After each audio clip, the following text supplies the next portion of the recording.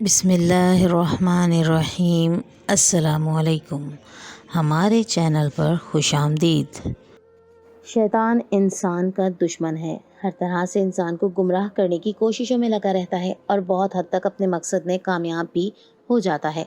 یہ شیطانیت اگر چھوٹی عمر میں ہی غالب آ جائے تو معصوم فرشتے بھی شیطان کا روپ دھار لیتے ہیں۔ پھر پھول جیسے بچے ایسے غلیظ اور بیہودہ کاموں میں ملوث پائے جاتے ہیں جو کہ شیطان کی موجودگی کی کھلی دلیل پیش کرتے ہیں۔ ایسے بچوں کا مستقبل داؤ پر لگ جاتا ہے، ان کی آخرت برباد ہو جاتی ہے۔ نفسانی خواہشات انہیں ہر حد پار کرنے پر مجبور کر دیتی ہے۔ میرا بھی ایک ایسے ہی بچے سے واسطہ پڑا تھا جو اپنی ہی بہنوں سے میں معمول کے مطابق قرآن پڑھا رہا تھا بچوں کو۔ جب میرا ایک شاگرد کمرے میں داخل ہوا، میں نے سرسری نظر اس پر ڈالی تو میں چونک گیا اور اس کے کپڑوں کو غور سے دیکھا۔ آج پھر اس کی شلوار پر اور کپڑوں پر ہلکا ہلکا خون لگا ہوا تھا۔ مجھے یہ بات ہمیشہ کی طرح الجھا گئی تھی۔ میں نے ایک دو بار پہلے بھی یہ دیکھ کر اس سے پوچھنے کی کوشش کی، مگر وہ ہمیشہ موضوع بدل دیتا اور جلدی سے وضو کر کے قرآن پڑھنے بیٹھ جاتا تھا۔ آج میں نے اس سے تفصیل سے بات کرنے کا سوچتے ہوئے جلدی بچوں کو پڑھایا اور جان بوجھ کر اس کا سبق سب سے آخر میں سنا تھا۔ جب وہ مجھے سبق سنا کر جلد بازی میں جانے لگا تو میں نے اسے روک دیا اور اسے پوچھا کہ کیا تمہارے پاس کوئی صاف ستھرا لباس نہیں ہے جو تم پہن کر مسجد میں آ جایا کرو؟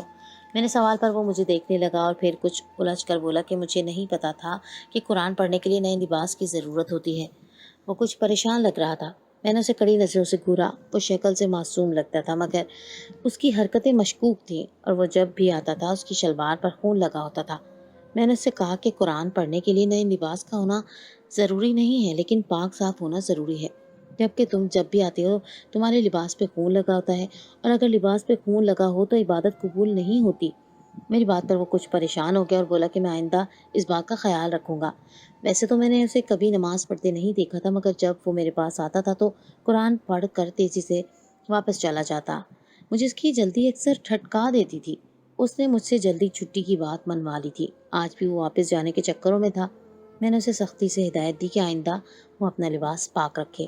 میں نے اسے سمجھایا کہ اگر لباس یا انسان پاک نہ ہو تو وضو نہیں ہوتا، پھر تمہارے ایسے قرآن پڑھنے کا فائدہ یا باوضو نہ ہو، جبکہ تم یہاں پر پڑھنے والے سب بچوں میں سے سب سے بہترین تلاوت کرتے ہو۔ یہ بات سچ بھی تھی۔ میری بات سن کر وہ لڑکا سر ہلا کر چلا گیا۔ اگلے روز میں معمول کے مطابق جب قرآن پڑھانے گئے تو وہ پہلے سے آیا ہوا تھا اور اس کا لباس صاف تھا، پہلے کی طرح گندا نہیں تھا۔ مجھے لگا کہ وہ میری بات سمجھ گیا ہے۔ اگر وہ یہاں آنے سے پہلے کوئی کام سر انجام دیتا رہا تھا تو اب آئندہ احتیاط کرے گا۔ میں یہ سوچ کر اس روز مطمئن ہو گیا، مگر اگلے ہی روز وہ لڑکا ویسے ہی بھاگا آیا تو اس کی شلوار پر خون لگا ہوا تھا۔ مجھے غصہ آیا۔ اسے دیر ہو چکی تھی اور وہ بھاگا آیا۔ اس کے لباس پہ خون لگا ہوا تھا اور وہ ایسے ظاہر کر رہا تھا جیسے اسے اپنے حال کی فکر ہی نہ ہو۔ میں نے اگلے روز اس کی پھر وہی حالت دیکھی تو میں تب گیا اور اسے سب کے درمیان بلا کر سختی سے ڈانٹتے ہوئے کہا کہ مجھے بتاؤ یہ تمہاری شلوار پر خون کیوں لگا ہوا ہے؟ وہ لڑکا سب کے درمیان ایسے سوال پر بوکھلا گیا۔ باقی سب قرآن پڑھنے والے لڑکے بھی اسے سوالیہ نظروں سے دیکھ رہے تھے۔ وہ وہی گھسا پیٹا جملہ بول کر آئندہ خیال رکھوں گا۔ میں جانتا تھا وہ جھوٹ بول رہا ہے، کیونکہ وہ جب بھی آتا تھا اتنی جلدی میں ہوتا تھا کہ شاید اسے کپڑے بدلنے کا یا داغ دھونے کا وقت ہی نہیں ملتا تھا۔ میں نے خاموشی سے اسے پڑھایا۔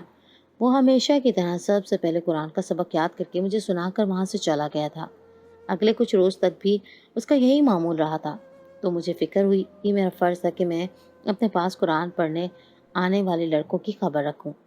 میں نے یہ سوچ کر اس روز بھی سب سے آخر میں اس کا سبق سنا اور اس سے کہا کہ تم یہیں رکو، مجھے تم سے ضروری بات کرنی ہے۔ میں مصروفیت سے نکلتے ہی اس سے ہم کلام ہوں گا۔ میرا ارادہ اس لڑکے سے اس خون کے داغوں کی سچائی پوچھنے کا تھا۔ میں نے نماز کی نیت باندھ لی، مگر جب سلام پھیرا تو پلٹا تو لڑکا وہاں پر موجود نہیں تھا۔ مجھے حیرت ہوئی، آخر کہاں جانے کی جلدی تھی میں نے اگلے روز اسے ڈانٹتے ہوئے کہا کہ وہ کل میری اجازت لیے بغیر یہاں سے کیوں گیا، جبکہ میں نے اسے روکنے کا کہا تھا۔ وہ پریشانی سے بولا کہ مجھے کام پر جانا ہوتا ہے اور آپ کی نماز میں بہت وقت لگ جاتا ہے۔ میں اس کے لفظ کام پر چونکا اور اس سے پوچھا کہ کیا کام کرتے ہو؟ کیا تمہارے والدین خرچ نہیں دیتے؟ کیا اس کے اور بہن بھائی بھی ہیں؟ سوالات پر وہ نفی میں سر ہلا کر بولا میں اکلوتا ہوں۔ میں نے اسے کہا کہ اس کے والدین کہاں رہتے ہیں۔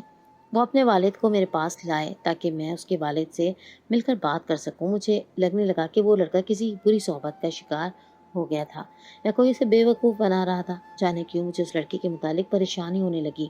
मगर जब बाप का जिक्र हुआ तो उसके रंग एकदम बदल गया। वो बोला, मेरे माँ बाप बरसों पहले मर चुके हैं। मुझे उसकी बात पर गहरा रंज हुआ। मैंने उससे नरमी से समझाया कि अभी तुम नौउम्र हो, तुम्हें ज़माने की बुराइयों की खबर नहीं है। तुम कुरान पढ़ते आते हो मगर एहतमाम नहीं करते हो। कुरान नमाज के लिए लिबास का साफ होना ज़रूरी होता है। सबसे आखिर में आते हो और सबसे पहले चले जाते हो। कुरान को सीखने में जल्दबाजी का मुजाहरा मत करो। मैं वो मेरे समझाने पर खामोश रहा। मैंने पूछा कि तुम्हारे लिबास पर खून क्यों लगा होता है? क्या तुम्हें कोई चोट लगी है या फिर कोई तुम्हारी साथ मार पीट करता है? मैं उससे सवालात कर रहा था। उसका रंग फीका पड़ गया। वो बोला कि जनाब, मैं बिल्कुल ठीक ठाक हूँ, मुझे कोई चोट नहीं लगी, ना ही मुझे कोई मार सकता है। मैंने उसे कहा, तो फिर क्या वजह है शलवार पर खून क्यों लगा होता है? तो वो नज़रें चुरा कर बोला कि मैं नहीं जानता, शायद ऐसे ही लग जाता होगा। उसके अंदाजे से ज़ाहिर हो रहा था कि वो मुझसे कोई बात छुपा रहा है। मैंने उसे कहा कि घर का कोई भी बड़ा हो तो वो उसे लाए, बात करना चाहता हूँ। मगर उस लड़के ने जवाब मुझे साकिन कर दिया।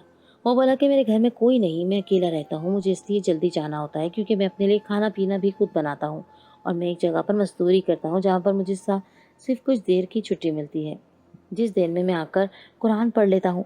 मजदूरी का सुनकर मैं ठिठक गया और उससे पूछा कि वो कहाँ पर काम करता है। तो वो बोला कि वो एक कसाई के पास काम करता है।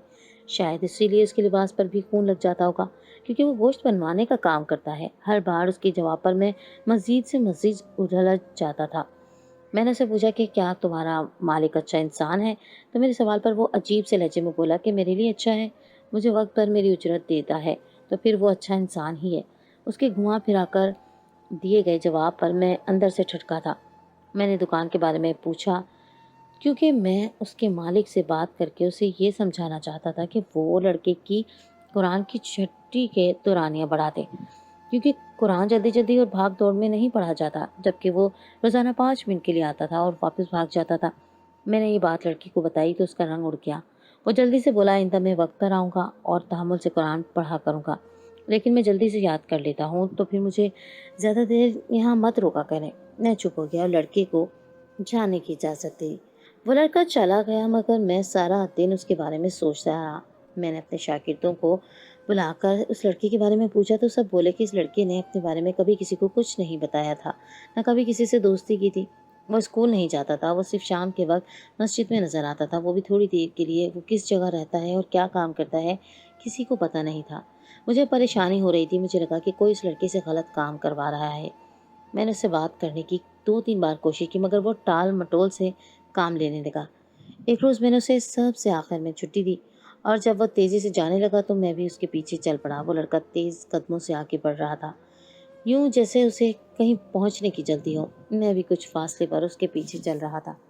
वो चलते चलते अचानक एक नहायत छोटे से इलाके में पहुंचा। उसने जब वहां पर एक झोंपड़ी नुमा घर में कदम रखे तो मैं रुक गया। मैं बाहर खड़ा रहा। मैं नहीं चाहता था कि उसे पता चले मैंने उसका पीछा किया है। शायद वो लड़का अपना भरम रखना चाहता था। उसका झोंपड़ी नुमा वो सीधा सा घर देखकर मुझे अफसोस हो रहा था। मुझे लगा कि अगर मैं अंदर चला गया तो लड़का मुझे देखकर शर्मिंदा हो जाएगा। उस लड़के ने मुझसे कहा था कि उसके घर में कोई नहीं रहता, वो अकेला था, ना उसकी बहनें थी ना ही माँ। तो फिर ये लड़कियों की आवाज़ें कैसी थी? मैंने खुद उस लड़के को उस घर में जाते ना देखा होता तो यकीनन ये समझ लेता कि वो घर उसका नहीं है। मैं चाहकर भी उन आवाज़ों को नज़रअंदाज नहीं कर पाया था। मैं दबे पाँव आगे बढ़कर झोंपड़ी में झांका तो मेरी नज़रें फटी की फटी रह गई, क्योंकि सामने निहायत कमसल छोटी सी 2 लड़कियां बैठी थी। उनकी हालत बहुत ज़्यादा ख़राब थी और वो चीख चीख कर रो रही थी। वो लड़का उनके सामने बैठा उन पर झुका हुआ था। आहट पर उस लड़के ने सर घुमाया तो मुझे देखकर घबरा गया। ज़ाहिर है उसे खबर ही नहीं हो सकी थी कि मैं उसका पीछा करते यहाँ तक पहुँच आया हूँ। उसने लड़कियों को बरहना वजूद पर जल्दी से एक चादर डालकर उनका जिस्म छुपाया और मुझे गुस्सीली नज़रों से देखने लगा। मैं उस लड़के के तेवर पर हैरान था। मैंने कुछ देर पहले जो मंजर देखा था वो मुझे अभी तक बेयकीनी में मुब्तला कर रहा था और शर्मिंदगी की बजाय मुझे घूर रहा था। मुझे यकीन नहीं आया कि वो लड़का उस छोटे से झोंपड़े में 2 लड़कियों के साथ मौजूद था। न जाने उसका उनसे क्या रिश्ता था। मुझे लड़कियों के रोते हुए चेहरे नज़र आ रहे थे। वो सर झुकाए सहमी हुई सी बैठी हुई थी। मैंने गुस्से से लड़के को कहा कि तुम इन बच्चियों के साथ क्या कर रहे हो? वो बोला कि ये मेरी छोटी बहनें हैं, आप यहाँ से जाइए, ये हमारे घर का मामला है। मुझे उसकी बात पर मज़ीद गुस्सा आया। मैंने उसे जताया कि तुमने कुछ दिन पहले मुझसे कहा तुम्हारा कोई बहन भाई नहीं है तो फिर ये छोटी बहनें कहाँ से आ गईं? यकीनन तुम झूठ बोल रहे हो। मुझे लड़कियों की हालत देखकर यकीन हो गया कि वो उनकी ज़बरदस्ती वहाँ रखे हुए था। लड़कियों के चेहरे पर खौफ और तकलीफ के आसार थे। मैं उन लड़कियों के पास जाने लगा तो एकदम वो लड़का मेरे सामने आया और मुझे धक्का देकर बोला कि मेरी बहनों के करीब आने की कोशिश मत करो और यहाँ से जाओ, ये हमारा ज़ाती मामला है। मैंने उसे बोला कि बहनों के साथ ये सलूक कौन करता है, और उसने तो कहा था कि उसका कोई नहीं। वो चीखने लगा कि मैंने किसी वजह से सच छुपाया था, मगर ये मेरी बहनें हैं और मैं नहीं चाहता कि मेरी बहनों को कोई और देखे। मैंने उसे गुस्सीली नज़रों से देखा और कहा कि असल में तो तुम ये नहीं चाहते कि तुम्हारा ये चेहरा कोई देखे। तुम अपनी बहनों के साथ क्या करते फिर रहे थे? फिर वो बच्चियां सहम कर हम दोनों को देख रही थी। वो लड़की मामूली शक्ल का था, जबकि वो दोनों लड़कियां अच्छी शक्ल सूरत की मालिक थी। मैंने लड़कियों को देखते हुए उन्हें नरमी से कहा कि अगर ये लड़का उनके साथ ज़बरदस्ती कर रहा था तो मुझे बता सकती हैं, मैं उनकी मदद करने को तैयार हूँ। मगर उनके जवाब ने तो मुझे हैरत से दंग कर दिया। वो दोनों बोली कि वो उनका घर है और उन्हें इस लड़की के पास रहना है। एक लड़की ने कहा कि ये हमारा भाई है और हमारी माँ ने मरने से पहले कहा था कि हम भाई के बगैर कभी घर से ना निकलें। मैं उनकी बात पर हक्का बक्का रह गया। वो लड़कियां वाकई उसकी बहनें थीं। मुझे दुख हुआ कि वो अपनी बहनों के साथ कैसा सलूक करता है। मैंने लड़कियों के वजूद पर फैली चादर पर खून के धब्बे देखे तो मेरी कनपटी की रग सुलगने लगी। मैंने लड़के से कहा कि तुम घटिया इंसान, जानते हो तुम्हारी बहनें मासूम हैं, उनका कोई ठिकाना नहीं और उनका तुम्हारे अलावा कोई सहारा भी नहीं। वो पहले ही आजमाइश से गुजर रही हैं, तुम मजीद उनका इम्तिहान ले रहे हो, उनकी मासूमियत से खेल रहे हो। मुझे शदीद गुस्सा और बेबसी महसूस हो रही थी। मेरी बातों पर लड़की का चेहरा नहायत सुर्ख हो गया और वो जो कब से खामोश खड़ा था अचानक बदतमीजी से मेरा बाजू पकड़कर मुझे अपने घर से बाहर लाया और बोला कि हमारे मामलात में टांग अड़ाने की ज़रूरत नहीं, आप यहाँ से जा सकते हैं। लड़की की बदतमीजी पर मैंने उसे कहा कि मैं तुम्हारा उस्ताद हूँ जो तुम्हें कुरान पढ़ाता है। तुम्हें आज अपने उस्ताद की इज्जत भी भूल गई। मेरी बात पर वो तमस्खुर से बोला कि अगर उस्ताद को अपनी इज्जत का खुद ही ख्याल ना हो तो मैं क्या कर सकता हूँ। उस्ताद को ये ज़ेब नहीं देता कि वो शागिर्दों की जासूसी करें और उनके घरों में ज़बरदस्ती घुस जाएं। आप कौन होते हैं मुझसे ये सब पूछने वाले? क्यों पीछा कर रहे हैं मेरा? मैं जानता हूँ वो मेरी बहनें हैं और मेरी जिम्मेदारियाँ हैं, उनको मैंने कैसे रखना है कैसे नहीं ये मेरी मर्जी है। आपने लड़कियों का जवाब भी सुन लिया। वो मेरे साथ अपनी खुशी से रह रही हैं, उनकी कोई मजबूरी नहीं, इसलिए आप यहाँ से चले जाएं और दोबारा मेरे घर की तरफ नज़र उठा कर भी नहीं देखिएगा। मैं उस लड़की की बदतमीज़ी पर कुछ नहीं बोल पड़ा और वहाँ से पलट आया। सारी रात मैं सो नहीं पाया था। मेरी आंखों में बार बार मासूम बच्चियों के चेहरे आ रहे थे। मुझे अब भी लग रहा था कि वो दोनों मजबूर मैं अपने भाई के साथ रह रही हैं, मगर शायद वो उनकी मजबूरी का रोज़ाना फ़ायदा उठा रहा था। मैं सारी रात बेचैनी से करवटें बदलता रहा और आखिर सुबह मैंने फ़ैसला किया कि मैं उस लड़की की गैर मौजूदगी में उन बच्चों के पास जाऊंगा और उन्हें अपने दिमाग में लेकर उनसे सारा सच उगलवाऊंगा। अगर वाकई वो लड़का उनका नाजायज़ फ़ायदा उठा रहा था तो मैं उन दोनों को मलहूस करना चाहता था, उनकी हिफाजत करता। मैंने सोच लिया कि मैं उन दोनों को उनके भाई की चुंगल से आज़ाद करवा लूँगा।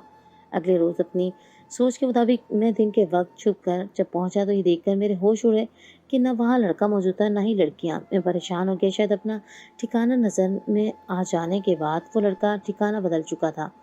मैं मायूसी से वापस चला गया और शाम का इंतज़ार करने लगा कि वो लड़का कुरान पढ़ने आए तो उससे पूछूं, मगर वो लड़का मेरे पास कुरान पढ़ने भी नहीं आया था। वो 2-3 रोज़ लगातार उसने छुट्टी की। मैं परेशान हो गया और उसके घर पहुंच गया, मगर उस झोंपड़ी की जगह वहाँ खाली मैदान देखकर मुझे झटका लगा। वो लड़का वहाँ से जा चुका था। मैंने अपनी आंखों से उन लड़कियों को जो हालत देखी थी मैं उन्हें भूल नहीं पा रहा था। मेरी रातों की नींद उड़ गई। मैं जब भी सोने लगता मुझे मासूम बच्चियों का डर याद आ जाता। मुझे ऐसा लगने लगा जैसे उनकी बेबसी को मैं अपने अंदर महसूस कर रहा था। मैंने बाकी लड़कों से बहुत पूछने की कोशिश की, मगर कोई उस लड़के के बारे में कुछ नहीं जानता था। मैं कई दिन तक उस लड़के की तलाश करता रहा, मगर नाकाम रहा। जब मैंने उसके घर वाली जगह पर इर्द गिर्द रहने वाले लोगों से उसका पूछा तो उसने बताया कि वो लड़का 2 साल पहले उनके इलाके में शिफ्ट हुआ था। वो कुछ उन लोगों ने मुझे बताया वो मुझे झंझोड़ कर रख गया था। लोगों ने बताया कि जब वो यहाँ पहली बार आया था तो रात के अंधेरे में अपनी छोटी बहनों को लाया था। उसकी बहनों को किसी ने नहीं देखा था कभी। लोगों ने सिर्फ उसकी आवाज़ सुनी थी। उसके घर में जाने की किसी की हिम्मत ना थी, क्योंकि उस लड़के ने एक कुत्ता पाला हुआ था जो झोंपड़ी के बाहर रहता था और किसी को भी वहाँ दाखिल होने से रोक रखता था।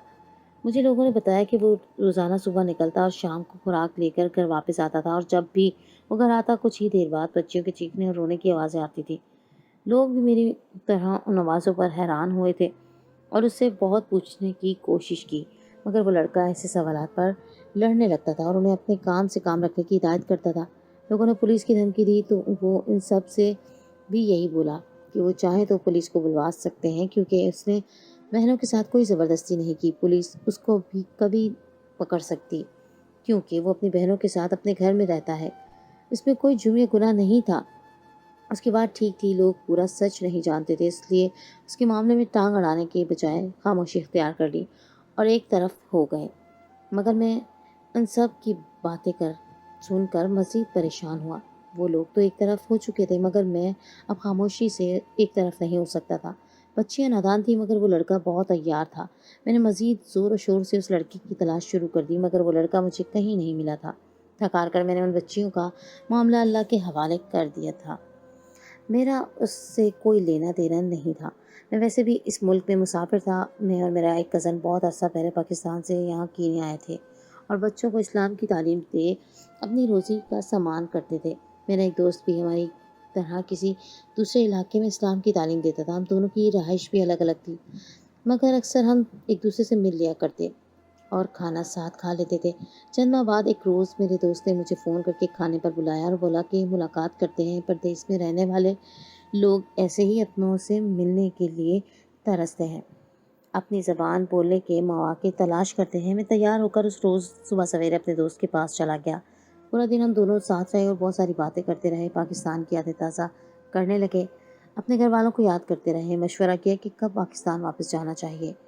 دوست کو اپنے گھر والے یاد آ رہے تھے۔ وہ پہلے بھی 2-3 بار پاکستان کا چکر لگا چکا تھا، جبکہ میں ایک بار بھی واپس نہیں گیا تھا۔